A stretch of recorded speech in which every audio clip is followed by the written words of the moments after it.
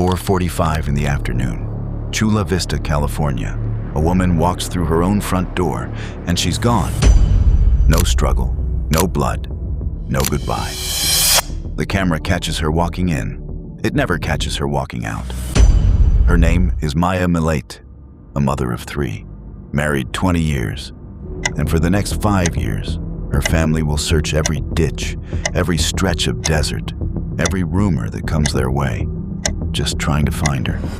Her husband tells police he has no idea where she is. But investigators are about to spend years pulling back the layers on that answer. On a marriage built around control, and a secret buried so deep it takes half a decade, and a jury to finally see the light of day. That jury was still years away when detectives first walked into the Millete house, and nothing looked wrong. Maya's things were right where she'd left them, her purse, her phone, her car, like she'd just stepped out for a minute.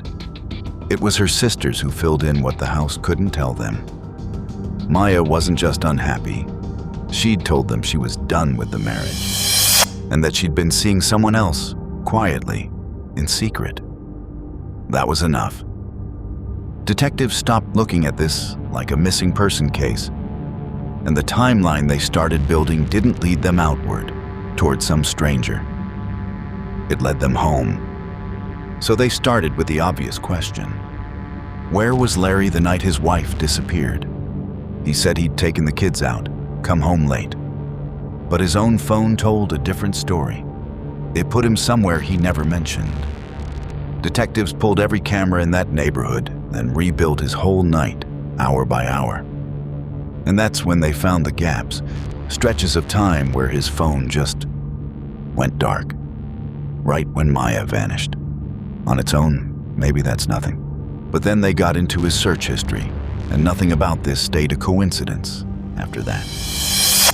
In the weeks before Maya disappeared, someone on Larry's devices was searching for untraceable poisons. For how long a body could sit undiscovered out in the desert.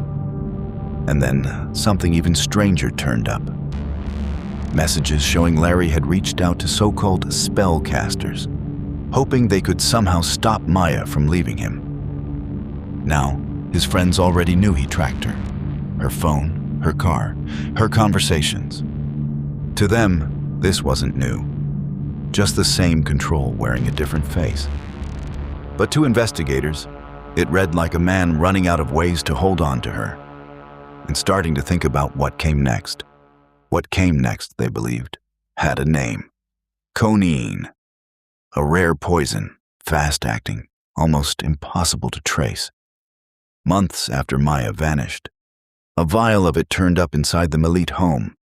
Experts would later take the stand and explain exactly what that poison does to a body Maya's size. And just like that, a missing persons case became something far more deliberate. By October of 2021, 9 months in, investigators felt they had enough. Larry was arrested, charged with murder. He denied all of it. No body, no blood, no confession. Just circumstantial evidence, piling higher every month. And a case that would take 5 more years to reach a verdict. It almost stalled before it even started. In 2022, Larry's own attorney raised something nobody saw coming. A doubt about whether her client was even mentally fit to stand trial. Everything stopped. The court ordered evaluations. Was this real? Or was it timing? Nobody outside that courtroom could say for sure. Maya's family kept searching anyway. The ditches, the desert roads, anywhere a body could be hidden. Eventually, doctors cleared Larry to stand trial, and the case started moving again. But that delay cost them time. By the time 12 jurors finally sat down, Maya had been gone almost 5 years. 5 years, and still, no body, no confession, not one piece of physical proof that a crime even happened. Just a theory, built entirely on circumstance. Prosecutor Christy Bowles laid it out as a portrait of control. A husband tracking his wife's every move, holding her finances. And when that wasn't enough, turning to the occult. The defense came back hard. No blood, no struggle, a K-9 unit that found no trace of decomposition anywhere on that property. They argued Maya could have walked out on her own, over the back fence, through a drainage ditch, out of range of every camera in the area. 2 completely different nights, and only one jury to decide which one actually happened. For 6 weeks, that jury sat through it all. Poison experts, cell phone records, holes in the surveillance timeline, testimony about spellcasters hired to save a marriage that was already over. Larry never took the stand. When the judge asked him directly if that was his choice, he said yes, and left everyone in that room wondering what he might have said if he had. Then, late in the trial, one more twist. The judge allowed jurors to consider involuntary manslaughter, a charge that could have sent Larry home on time served. A door left open at the last possible moment. And when those 12 jurors finally walked out to decide, it didn't take them long to shut it. Less than a day. When the foreman stood up to read the verdict, you could have heard a pin drop in that room. Guilty. Murder in the first degree. Larry turned to look at his parents, eyes red. Didn't say a word. In the overflow room, Maya's family and friends, a lot of them in green, her favorite color, just broke down together. 5 years of grief, finally landing somewhere. But this case isn't really closed. Maya's body has never been found. She's still out there, somewhere. A desert, a ditch, someplace nobody's thought to look yet. Larry's facing 25 years to life.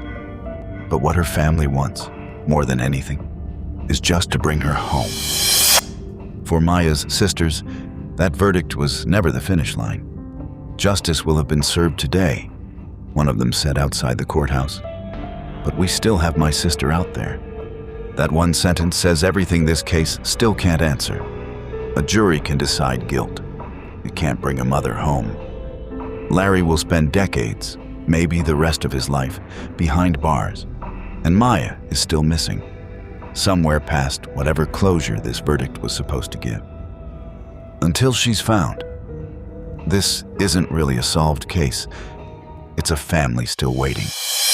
So, what do you think really happened to Maya? Drop your theory in the comments. And if you want more cases like this one, go ahead and subscribe.